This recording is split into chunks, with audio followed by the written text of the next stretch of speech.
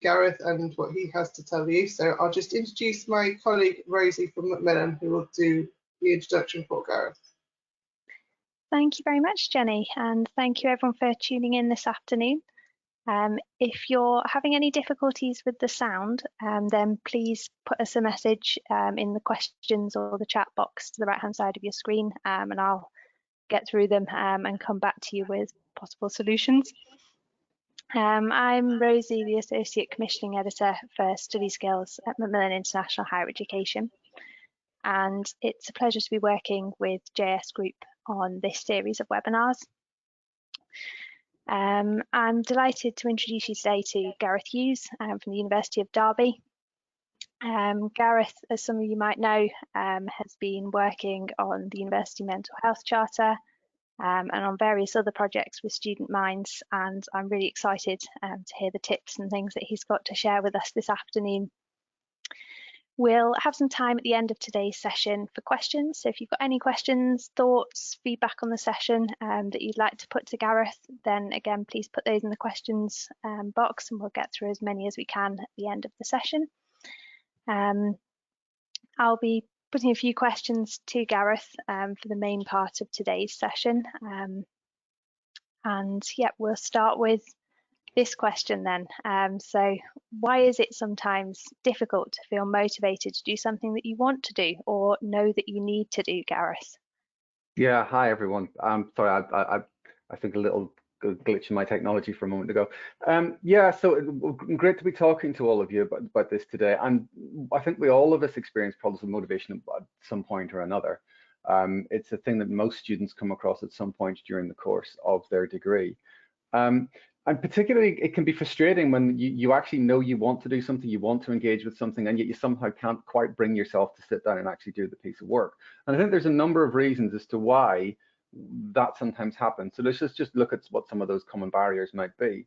So the first most obvious one is that if you just don't find a subject interesting, and across the course of a degree, across the course of some kind of study, it's not unusual to come across some things that you're just less interested in, that they just seem less relevant or less exciting or less fun. And we'll look at some ways in which you can perhaps tackle that in a moment.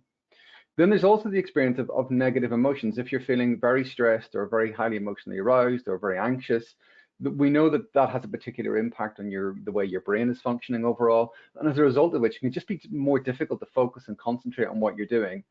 And we often will then try and kind of hide away from the thing that's making us anxious. So if that's a piece of academic work, we try and hide from it to try and make that negative feeling go away. The third thing is whether or not you personally believe you are capable of doing it. Because if you feel, when we feel we're not up to doing something, when we feel we don't have the skills or we don't know how to tackle it or we don't have the resources, we can very often then just feel like, well, I'm just going to look silly, or I'm not going to do it well, or I'm going to fail at it. And then that makes us want to kind of, again, hide away from it and not have to engage with it, because we don't like feeling incompetent, particularly if it's something that other people can see. Whereas if you feel capable of doing it, if you feel you have the ability and the resources to do it, it's so much easier to maintain your motivation.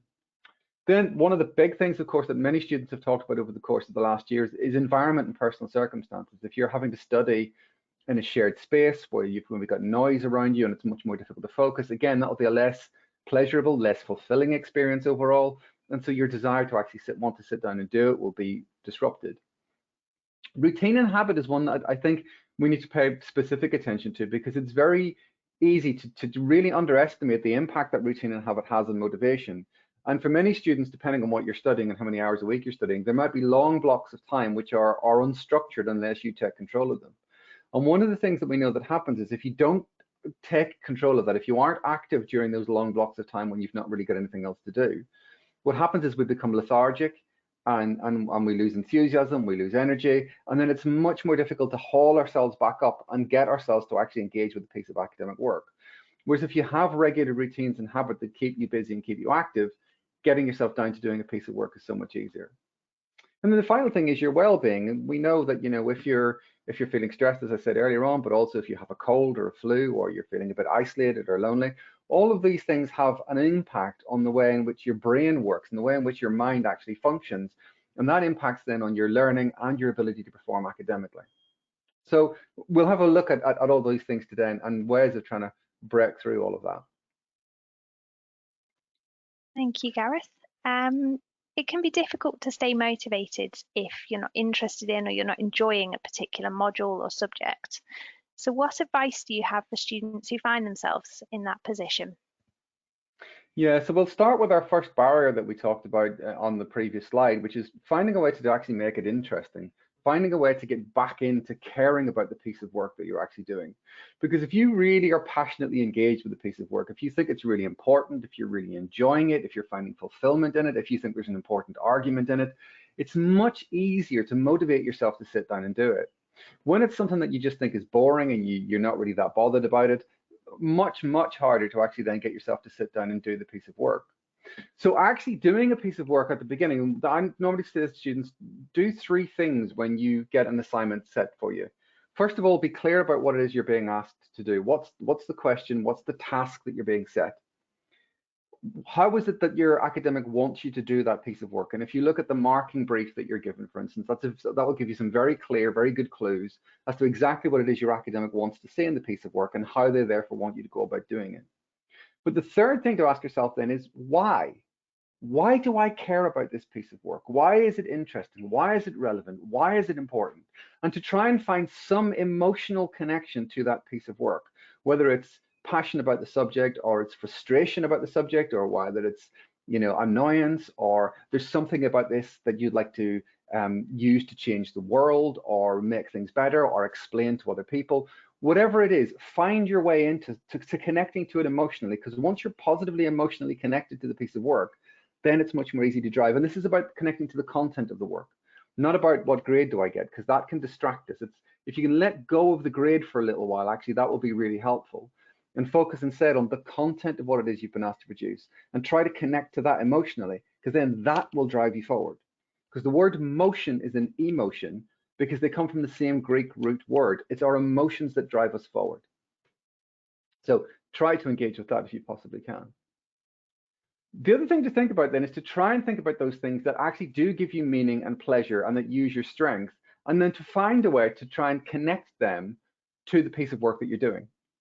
So you start by thinking about, well, what are the things that I find meaningful? Now that can be a tricky question to get to sometimes. So some of the ways in which you might want to ask yourself that question is, well, what do I care about in the world? What am I passionate about? What do I believe in?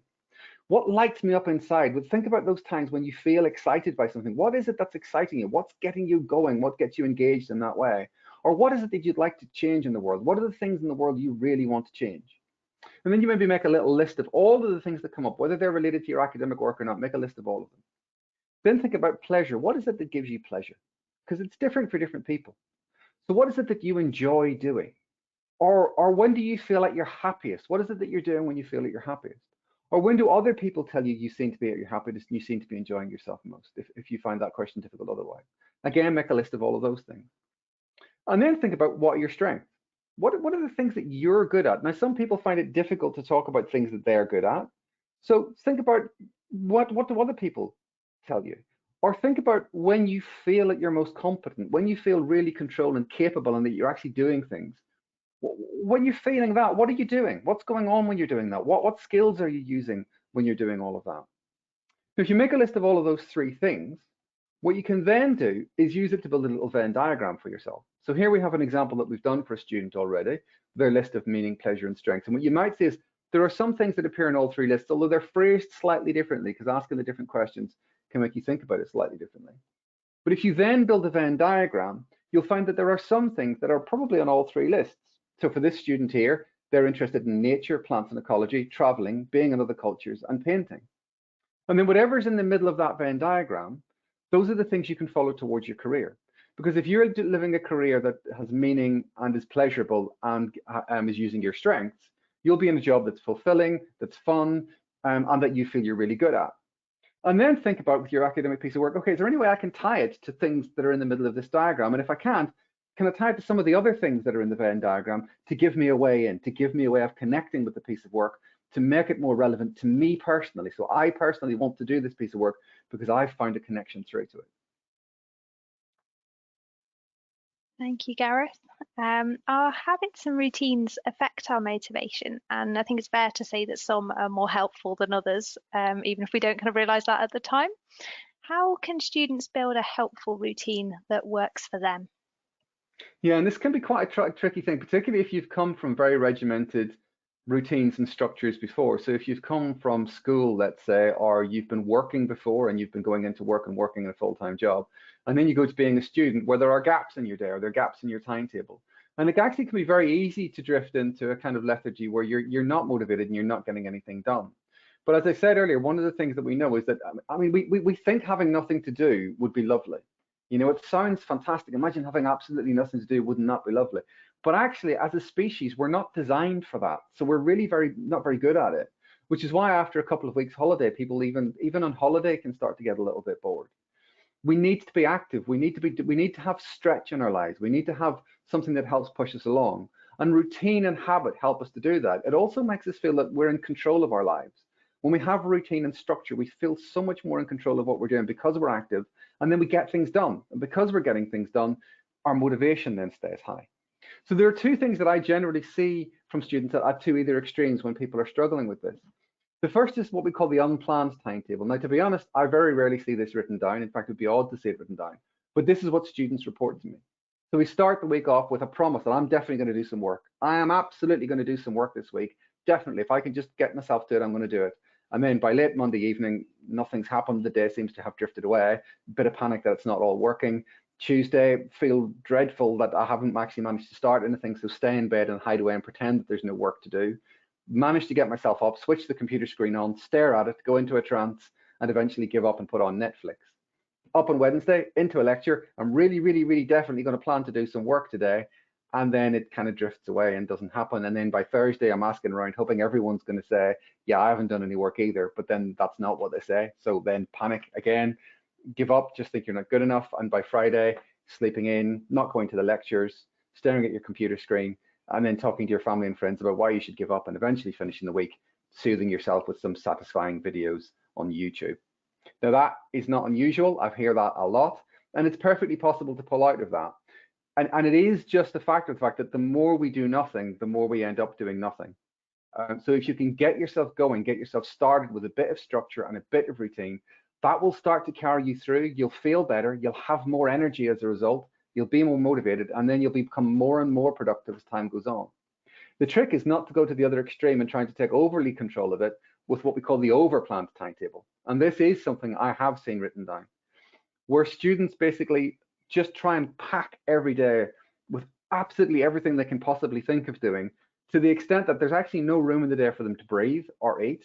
Sometimes on this timetable, we've got the student trying to do two things at once, which very rarely works. And whenever you're planning together a routine and a structure, you need to plan for different types of activity across the day. So we do need some time doing our academic work, but we also need time off. We do need time to rest and reflect. We need to get some exercise and some fresh air. We need to spend time with other people. These are all things we need as creatures, as human beings. These are needs. They're not wants. They're not things we can ignore. So we need to think about all of that. When am I going to get my meals? When am I going to cook them? When am I going to get some fresh air and some exercise? When am I going to spend time with other people and have some fun? Because fun's important. Now that we're all able to join back up with each other again, trying to get some of that into our lives is really important as well. So generally what I would say is, when you're planning a timetable, if you're struggling to fit it in on the page, it's not going to fit into your day. Plan in between activities, plan little buffer periods, little periods where you've not got anything planned in, so that if something unexpected happens or something takes a bit longer, your day can absorb all of that. And then once you've got a timetable, try and stick to it wherever it's possible, but be realistic and accept the fact that sometimes it won't all work. And that doesn't mean you should give up. That just means you flex and you move. But if there's something you plan to do on Monday that you didn't get around to doing because something happened, you now know you need to make room for it later in the week. But when you've got a planned timetable and you're in control of it, you then know what you're trying to compensate for, and you can stay in control. And then that will help you to stay much more motivated. I hope there's lots of tips there for students to take away. I think, this is kind of almost the crux of today's session, and what lots of students will be struggling with is sort of getting started on an assignment, and it can seem difficult and perhaps even impossible in that moment. What tips do you have, Gareth, for getting started with a piece of work? Yeah, you're absolutely right. This is the crux for an awful lot of this kind of stuff. And I think there are a number of reasons why, particularly at the start of projects, we can become unstuck. I think it starts with the fact that what we get into our head is the finished piece of work. And trying to get to the finished piece of work straight away is impossible. So let's say you've been asked to write a 3,000-word essay or report, or you've been asked to conduct an experiment in a lab and produce a report afterwards, or you've been asked to produce an piece of artwork on a particular theme using particular sets of materials or styles. And on the day that you're given that, the finished piece of work is some way away, but we tend to focus on that and think, well, how do I get to that? How do I get there? How do I get to that end point? And we try to rush through to it. But actually, we have to go through a process in order to get to the end point. And if we can accept that and just focus on the first step of the process today, then it takes the pressure off. Because if you try and create a whole piece of work in one go, you just get overwhelmed, you get anxious. Because you're anxious, you'll find it more difficult to think clearly, and then you'll just want to go away and hide and pretend it isn't happening, and then your motivation will drift away completely. So what you see on the page here is a quite a well-known diagram for how creativity actually happens. And creating academic work, whatever discipline you're in, creating a new piece of work is a creative process. Creation is about putting together something new. So what we need to think about doing is the fact that to begin with, we need to do what we call diverge. Divergence is just simply beginning to build ideas, reading, adding new thoughts, developing possibilities. You will, hopefully, if you give yourself enough time, you'll come up with lots of ideas about what you could do, most of which won't work and will drop away, and that's okay, because you're not putting the weight on each individual idea to be perfect, you're just developing them and building them. And over time, a number of them might come together.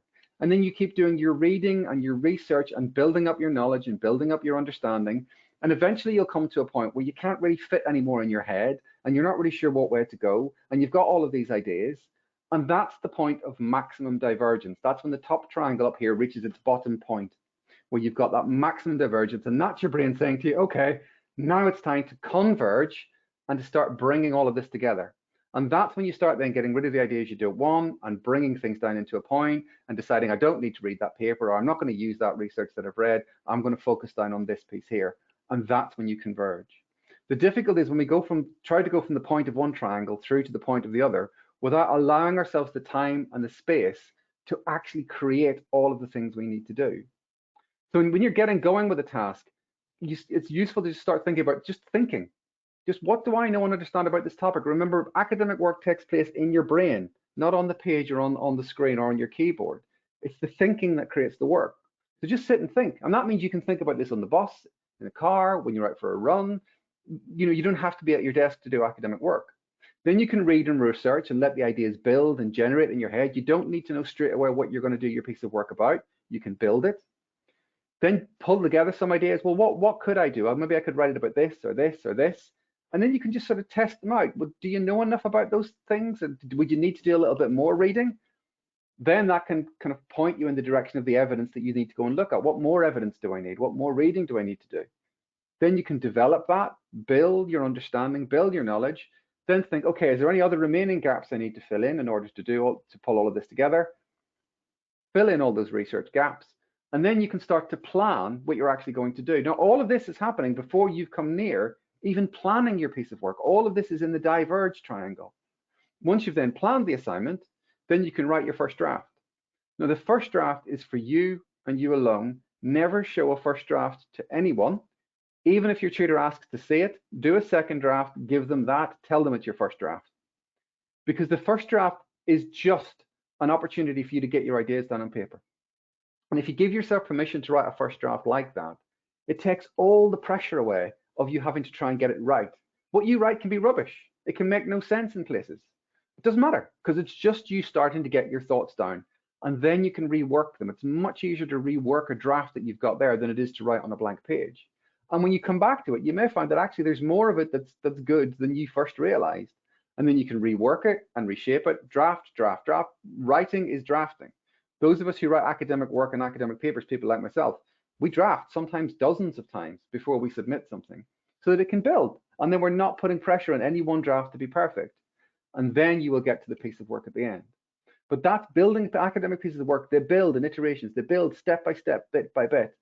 But most of it's in your mind. Most of it's just about the thinking and the reading that you do, building it up to the point where you get that plan. And then you can get going. So don't try and do the assignment all in one go. Start with one small little thing, which is What do I need to think about? What do I need to start reading? And that's it. That's your first step. You don't need to do any more than that. Think about that. And then you can identify, then you can do a bit of reading, and then you build from there. Remember to keep notes when you're reading as well. There's nothing more frustrating than reading something really great and then not being able to remember where it was.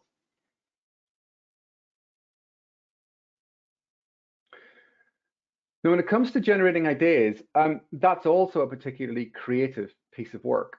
And very often it's something that we can get a little bit stuck around because we're kind of almost waiting for a magic wand to help us sort of magically generate these ideas and out of thin air. But of course, they don't come out of thin air. They come out of our mind. They come out of our brain with all of the things that we've already learned, all of the knowledge and understanding that we have, all of the things that we're pulling together. So there's a number of things you can do to kind of help you generate those ideas.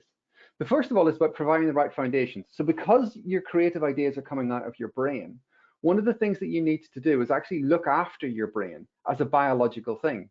So that means those basic things like keeping your brain hydrated, eating regularly so you've got energy, getting sunlight, your brain needs sunlight, getting regular good night's sleep. Sleep is so important to our creativity and to our academic performance overall. But it also is about feeding it those other things like social connection with other people, so that your brain is kind of existing in a nice balanced space, rested, relaxed, energized, having had all the right nutrients, and then it will be ready to generate those ideas for you. Incubation is also a really important part of all of this. Incubation is where you kind of think about a problem and then you stop thinking about it and you let it slide to the back of your mind. Now, if you've ever had the experience of trying to remember a person's name and just not being able to get it, just I can't, it's on the tip of my tongue, I can't remember it. And then you stop trying to think about it, you go away and do something else, and then you suddenly think, it's Keith! And it just pops back into your brain. That's incubation, okay? What happens is the problem slides into your unconscious mind, which is a more powerful processor, if you like. And then that generates the answer. It comes up with the answer. So we can do this by using little things like mild distraction, just going off and doing something else that takes your attention away to something else so that the problem can incubate in your brain and generate some answers.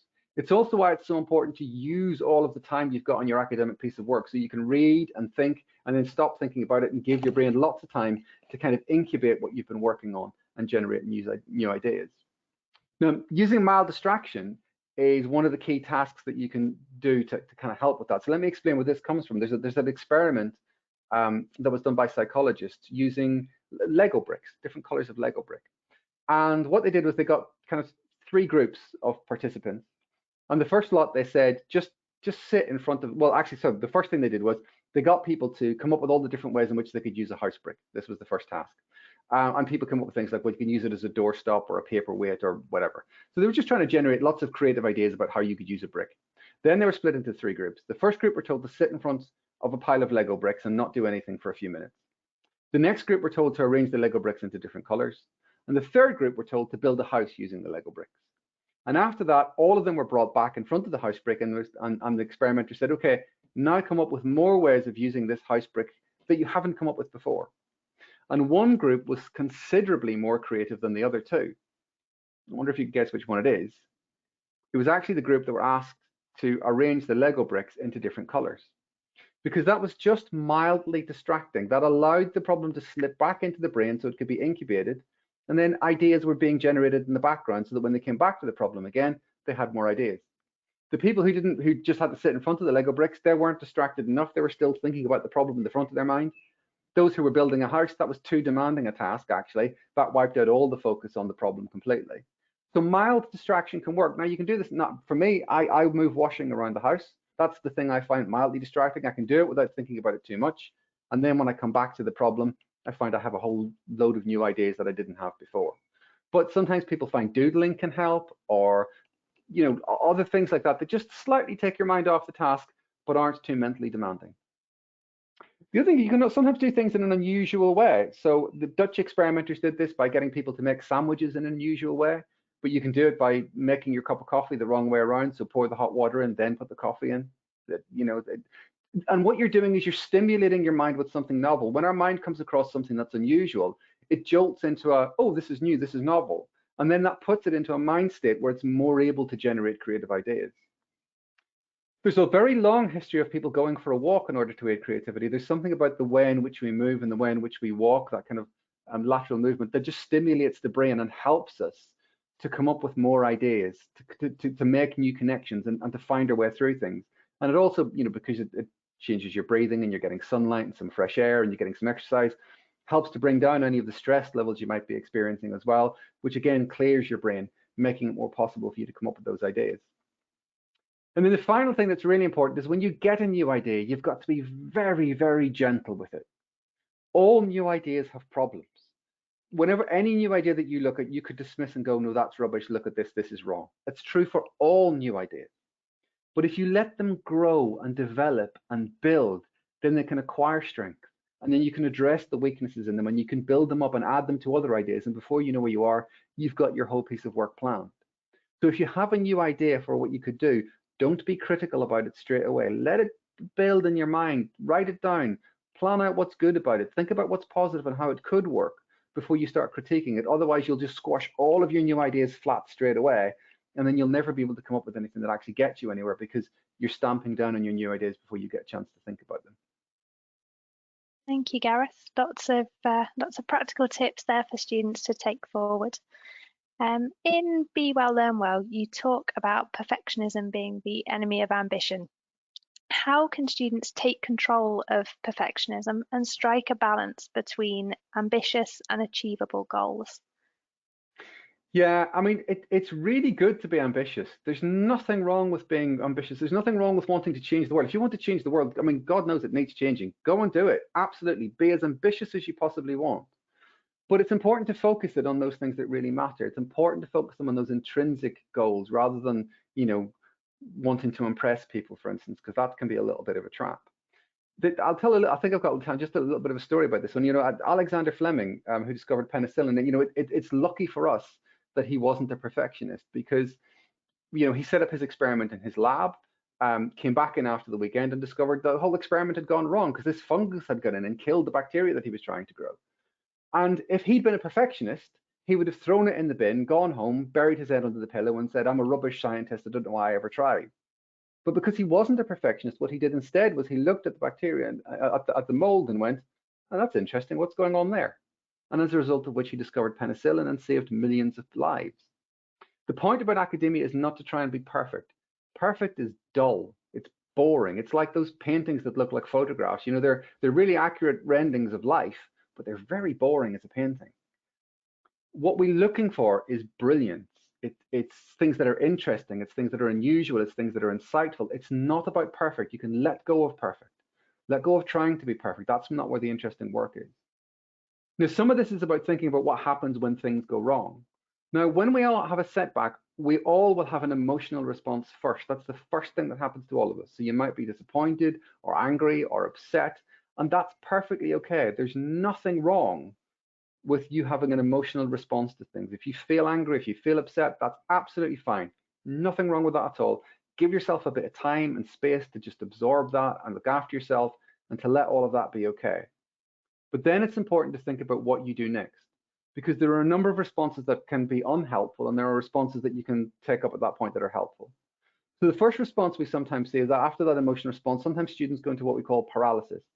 So they just avoid thinking about it. So you get back an assignment, let's say, with a really bad mark on it, and you just go, oh, I just want to pretend it hasn't happened. You bury it in your bag or you throw it in the bin. You try not to think about it. You try not to look at it, and you avoid thinking about it at all. And what that results in is inaction or negative action, because you're depriving yourself of the opportunity to learn from what went wrong and make sure you get it right next time. Now, remember, being a student is about learning. You're going to make mistakes. You're going to get things wrong.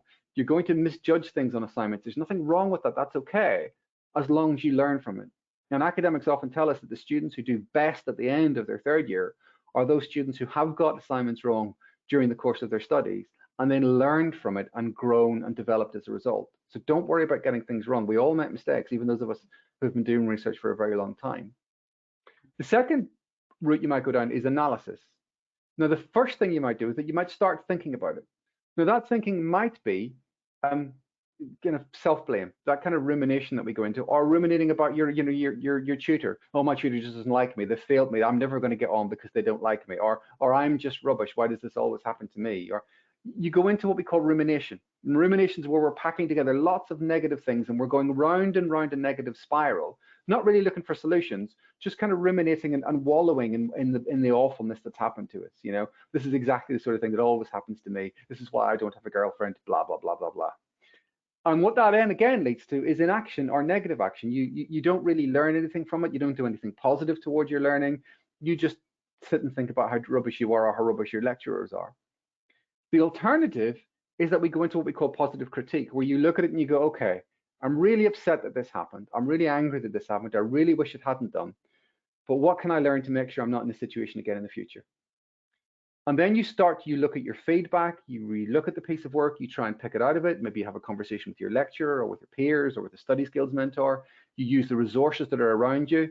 That then will start to build your motivation to do better next time, because you're planning and you've taken control of it, and then you take positive action. And as a result of which, you will learn more and you will do better next time.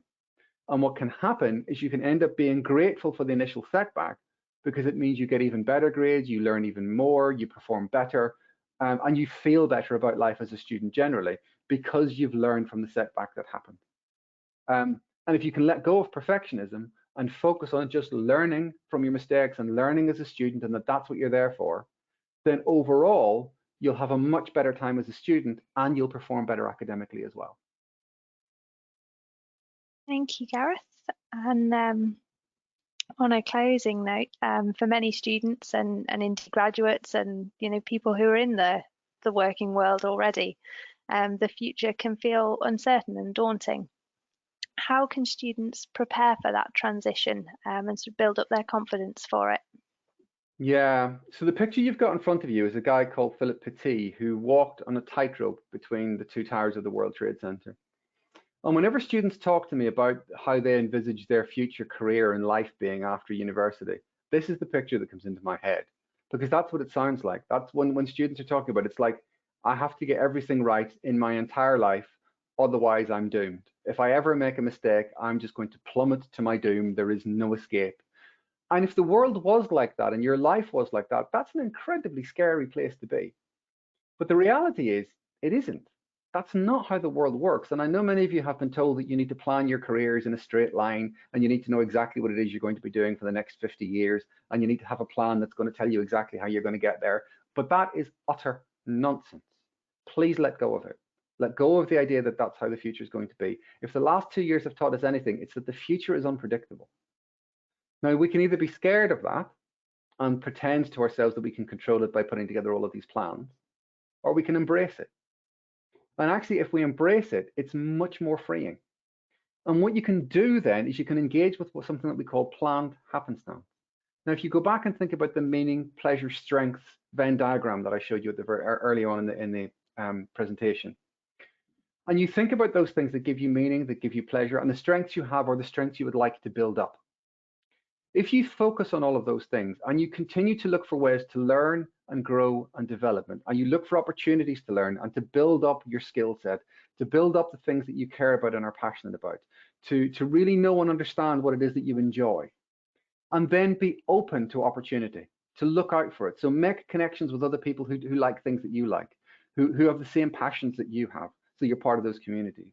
Join newsletters and lists online that are going to tell you about opportunities that might come up, because there will be multiple ways in which whatever's at the middle of your Venn diagram, there will be multiple ways of you meeting, finding roles and finding careers that help you meet those things that are meaningful, pleasurable, and that use your strength. Won't just be one single career that gets it right. And then you can just look out for wherever those opportunities are. And to begin with, you might not get right in the middle of your Venn diagram. You might just be in one part of it. But then you can think, okay, so how do I develop from here? What's the next chance? What's the next opportunity? If you pick up an opportunity in a job and it turns out not to be meaningful or pleasurable or particularly using your strengths, that's okay. You can just think, okay, what was it that attracted me to this job that I thought was going to do that? And how do I move on from here? Where do I go next? What do I look for next? You will move across a number of different jobs and probably a number of different careers over the course of your working life. That doesn't matter. What matters is that you are focused on trying to produce a life that is meaningful, that has purpose for you, that has the right amount of stretch, that is pleasurable, that you enjoy as much as possible, and that you feel competent at doing, that you feel that you're really able to add something of value. Because wherever you are where you're doing that, that will have a huge impact on your well-being. You will then be doing it well, and as a result of which, you'll also rise to the top of your career and your profession, because you'll be doing it really well. Because if you find it meaningful and pleasurable and you're really good at it, you'll do it with passion, you'll do it with focus, you'll do it with commitment, and you'll be doing it really well. And people like that rise, and then you'll be doing really well across the whole course of your career as a result. So focus in on those things, focus in on meaning, pleasure, strength, and then after that, of course, you have to think about, and how do I get paid for it? But make that the final thing that you think about once you've thought about all of those other things. And then just be open to opportunity. Just look around for the possibilities of opportunity. And take up those opportunities as they come along. Don't plan in a straight line. Plan yourself. Plan who you want to be and how you want to develop and how you want to grow, and then look for the opportunities that are going to help continue that development and continue that growth and continue that movement towards a life that is fulfilling for you. And then you don't have to worry about walking this tightrope, because that idea is it's just not helpful to you. Let go of it. You don't have to live your life trying to be perfect, because that's not how life works. Most of us, me included, have ended up in roles by accident. And almost everybody who I know who's got to my age is in roles that they never planned to be in the first place. That's how the world works. So embrace it. Don't feel free from it. Don't feel you've got to get it all right today. You don't. When you're thinking about what you do next, you're only thinking about what you do next. You're not thinking about what you do for the next 50 years. Take the next step. See where that leads you and go from there. And there will be opportunities out there for you to have a life that really works for you. Thank you, Gareth. I think that's a great way of visualizing it, and a great strategy to take forward, doing it one step at a time rather than thinking 15 years ahead when there might be jobs that we don't know even exist at this point in time. I will ask Jenny if she can just come back to talk us through this slide while I have a look at who we've got on the line at the moment.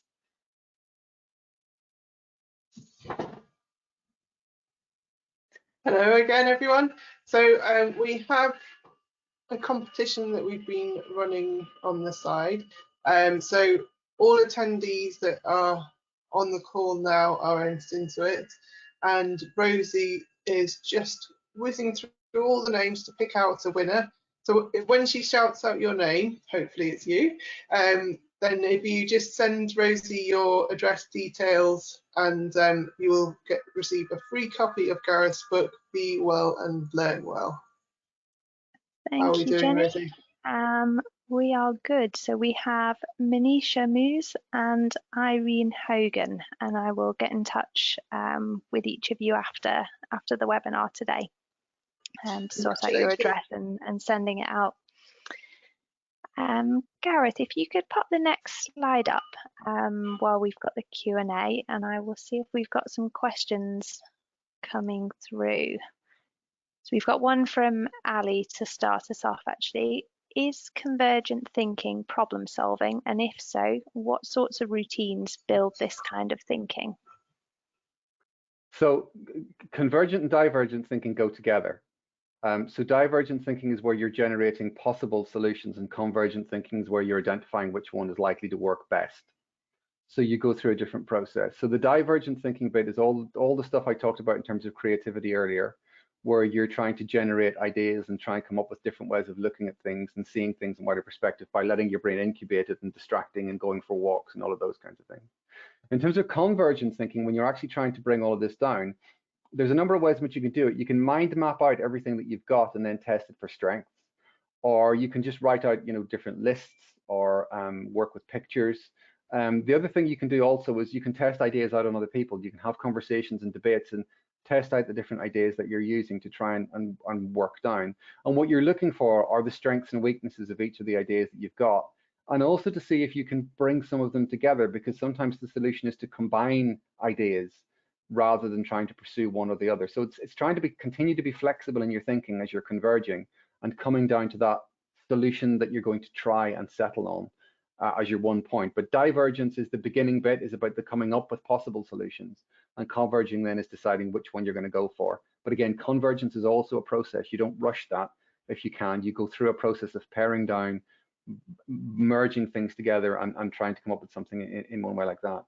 That tends to be more sitting down working at a desk thing. But again, if you get lost and you're not sure, going for walks again is a good way of clearing your head and thinking about how I can bring all of this together. Walking in movement and sunshine really does help.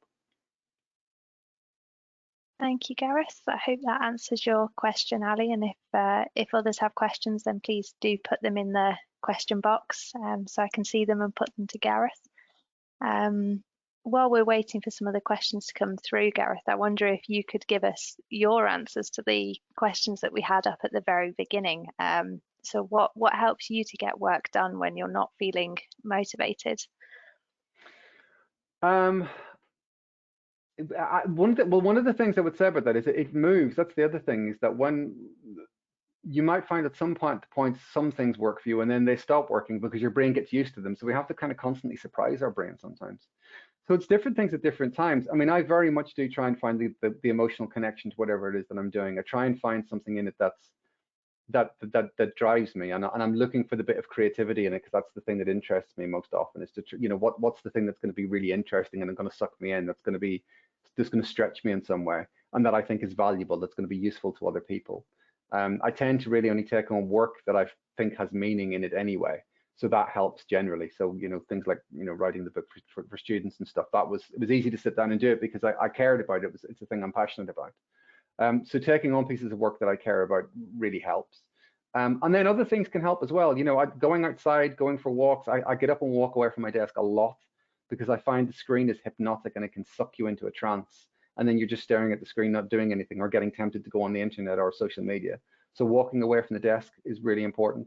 I try and warm up my brain before I sit down to work. So I walk around thinking about what I'm going to work on. And then I sit down at my desk once I know what I've got in my head, so that I'm typing rather than, you know, trying to generate it while I'm at my desk as much.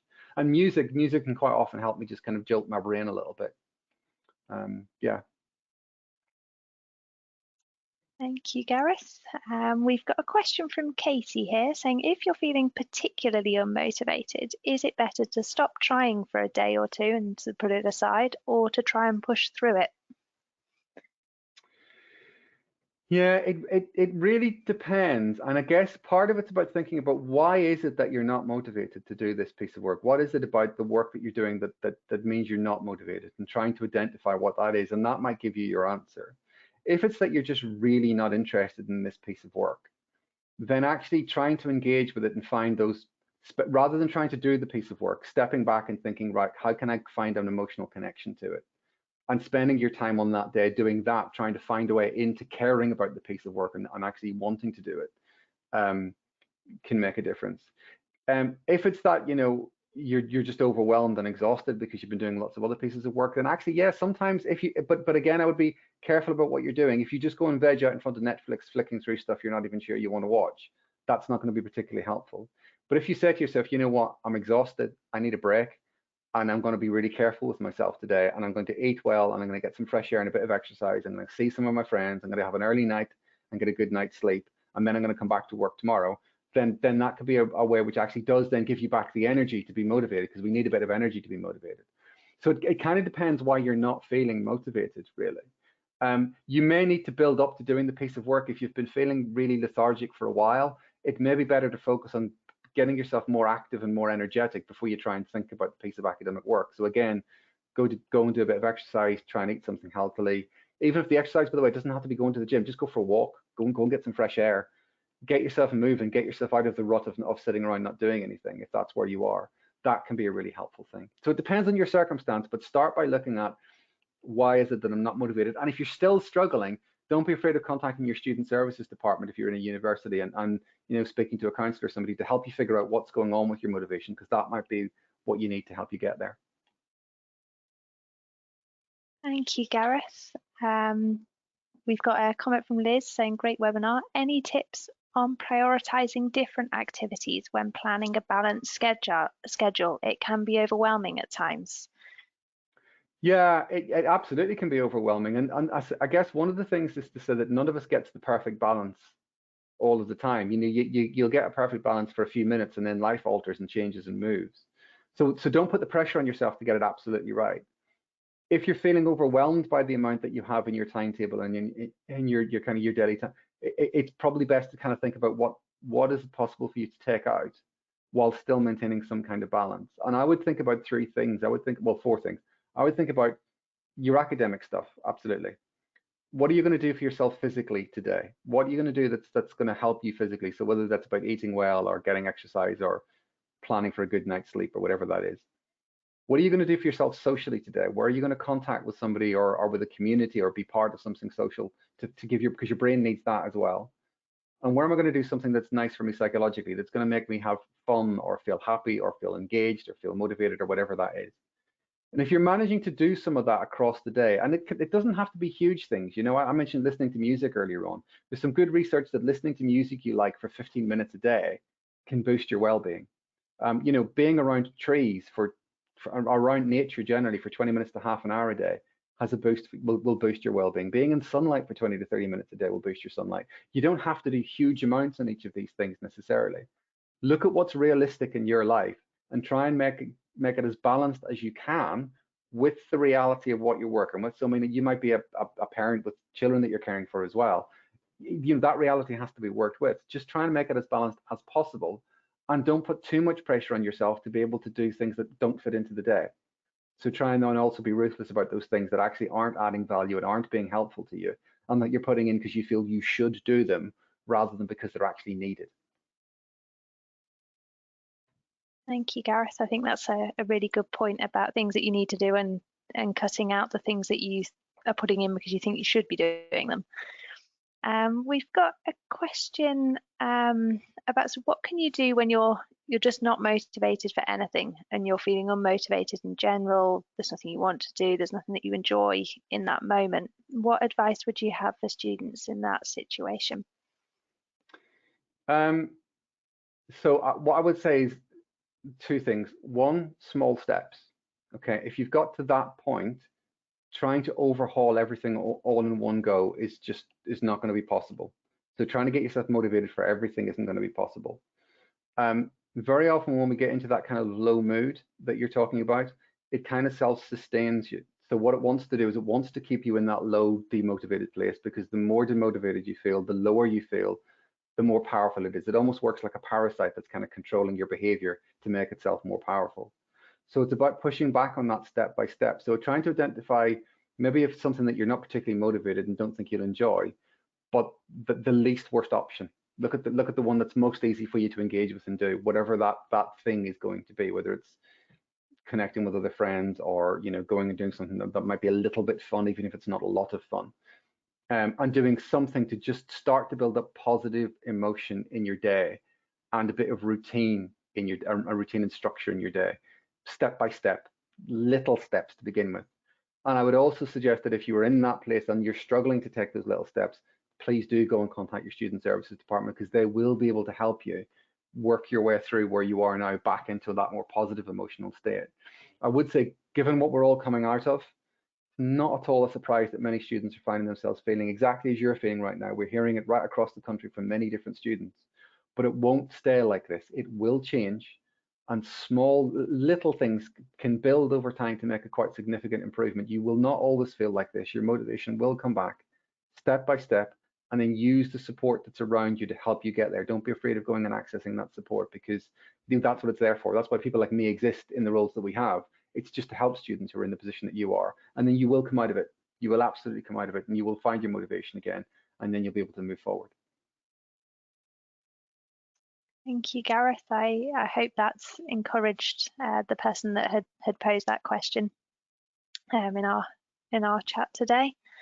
Our next one is from Emma. How do you ever limit how long you concentrate on an idea at a time before stopping and doing some mild distraction?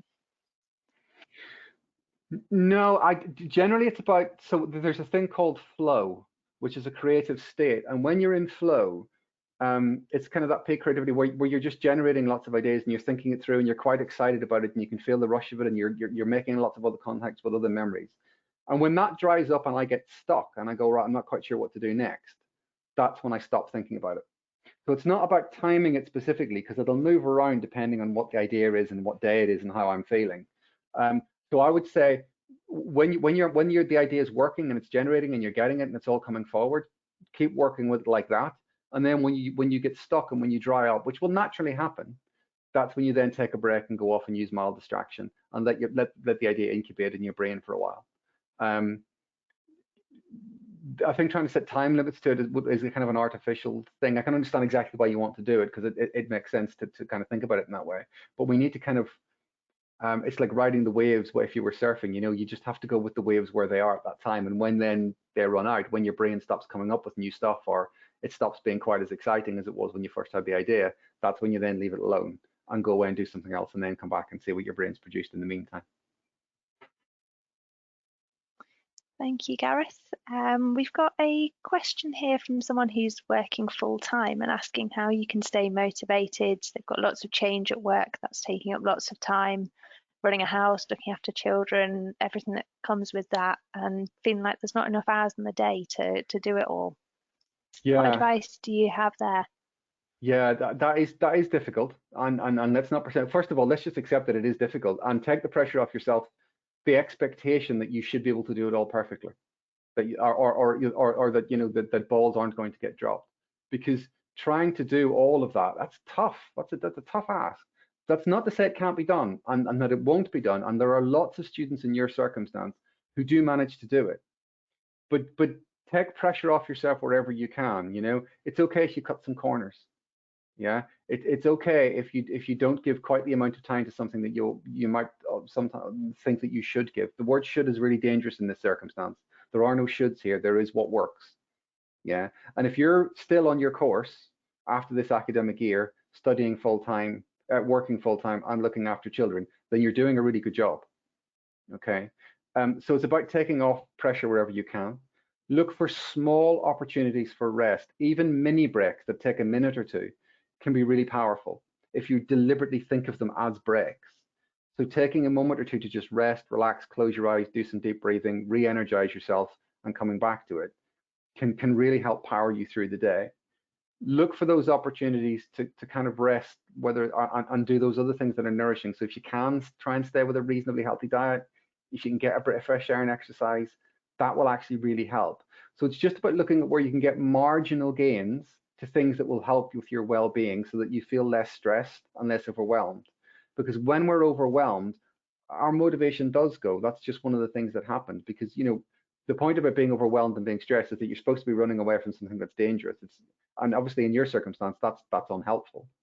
So trying to help calm down those emotions, do the things that are good for you, look for small marginal increases, and then take the pressure off and accept that if you get something wrong, it's okay, it doesn't matter, the world isn't going to come to an end. This is about you being able to get through all of this and do as much of it as you can, and to enjoy as much of it as you can in all of those fields. Obviously, if you've got a lot of change at work, that can also be very stressful. But remember that it will pass. Change happens in workplaces. It will pass, even if it means you're going to change workplaces at some point. That will pass too. And again, talk to your university support services, because they'll be able to help you think your way through this and look for other options of support that might be available for you. Thank you, Gareth. We've got a question from Esther about, what can you do when you've got lots of doubt about all of the work that you're producing? How can you move past that? Celebrate being an academic. Celebrate being a really good student. Having doubt is a really important part of learning. You can't learn without doubt. Okay? If you insist, I know this, I must know this, I have to know this, I have to know it already, then you block the possibility of you learning anything new, because if you know it already, there's no room for any new learning to come in. Doubt is the open door to learning, because I don't know, I'm not sure, I don't know if it's good enough, I don't know if I've learned enough, I don't know if I understand this well enough. That means you're open to listening to new learning, to taking in new learning. Yeah. And all of us, those of us who work in academia, those of us who do research, I mean, the entire field of science is based on the phrase, we don't know. I don't know, we don't know stuff. So we got to go and do some research to try and figure it out. And even then we probably won't know, but we'll just be a little bit further forward. So the fact that you have doubt is a really positive sign. It says that you as a student are really properly engaging with your learning and with your academic work. And if you can allow that to be a strength rather than something to worry about, then you will learn more and you will perform really well, and you'll probably end up being a really good student overall as a result. So the thing about worrying about doubt is that then makes us anxious, and that again then blocks learning. So try to let go of worry, let go of the concern about having doubts, see the doubt as the thing that keeps you honest. It's the thing that stops you from being complacent and just churning out a piece of work and then not doing as well as you'd like. And just look for, okay, I'm not sure. So what can I learn? What can I improve? And then when feedback comes back on your assignments, look to see what you can learn and build on from that. Doubt is absolutely fine. And if there's aspects of your course you're uncertain about, of course, go back and talk to your lecturers and your tutors. That's what they're there for. In the main, they're really happy to help you out. But learning is doubt. If you knew all of this stuff already, you wouldn't need to do a whole degree in it because you'd already know it. You'd already have it all. Doubt is good. We can be quite uncomfortable with doubt and uncertainty as human beings sometimes, but actually it's really good for us. If you embrace it and use it to help drive your learning forward, it makes you a better student. So work on that and work on just embracing the doubt and seeing it as a real strength. I think that's a good way of looking at it, Gareth, and not something I'd considered before. We've got a question from another student saying, I mean, we've touched on this with a couple of the others, but any tips to help with feelings of being overwhelmed and they're struggling with motivation because they have so many thoughts and ideas and tabs open and just end up feeling paralyzed and not doing anything? How might they be able to move past that? Yeah, so try and collect your thoughts and ideas together in a way which is really structured, and it might help if you get away from the screen. Screens are hypnotic, okay? It also might help to just manage the emotion first. So just doing some deep breathing in the book, and you can also find some of the instructions online. We talk about 7-11 breathing. Doing some breathing exercises to help you calm down, get your emotional arousal and that feeling of being overwhelmed down. Then work in a structured way. What are the ideas I have, and get them down on paper in some way, or on a whiteboard or something, whatever you've got available to you. Get the ideas down, and then if you have got to the point where you've got so many ideas in your head you can't think of them all, remember what we said. That's you at your maximum amount of divergence. Your brain can't hold any more at that point. So that tells you now need to start converging. So start stripping those ideas out and getting rid of them. You can't write about them all. So, and they all might be great ideas, but you've only got to produce one assignment. So start thinking about, okay, so what am I going to focus on this time? And it doesn't have to be the perfect choice. It just has to be a choice that's going to be good enough for this piece of work. So start thinking about stripping down. How do I strip down to get to one idea that you can then work with? Because then it's a reasonable enough size to hold in your mind. So breathing, calm down, go and get a drink, go and get some fresh air.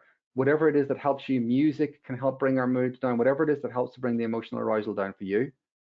Then get all your ideas down on paper and all your thoughts down on paper away from the screen. Then start paring them down so you get to 1 or 2 ideas that you can actually work with, and then start working with that. And go through that stepped process rather than trying to go, as I say, from that point of maximum divergence to I know what I'm doing. You can't do that. That's too quick. Go through a process of paring it down and then get to the idea that you're going to work with. Thank you, Gareth. I hope that answers the question for our student. Oh, it does. She says thank you. Good. I think that's probably all we've got time for today. So you can see on the slide that Gareth's got up at the moment some more resources to support your well-being at the moment and in the future. Obviously, do reach out to staff, to tutors, to your university wellbeing service if you do need an extra hand at the moment. Jenny will be in touch after the event with a link to the recording if you want to revisit anything, or if you want to share it with other friends who couldn't make it today. And I think all that's left for me to say is thank you to Gareth and Jenny for your time this afternoon. And thank you everyone else for joining us for the past hour. Thank you all. Thank you.